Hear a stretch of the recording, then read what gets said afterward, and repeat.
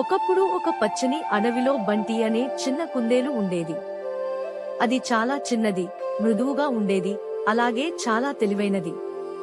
ఒక ఎండగాల మధ్యాహ్నం నది ఎండిపోవడంతో అడవిలోని అన్ని జంతువులకు చాలా దాహం వేసింది. అప్పుడు సింహం ఇలా చెప్పింది, మనకు త్వరగా నీళ్లు కనుక్కోవాలి. అన్ని జంతువులు అడవి అంతా వెతికాయి, కాని ఎక్కడా నీరు కనిపించలేదు. బంటి మాత్రం నిశ్శబ్దంగా చుట్టూ చూసింది.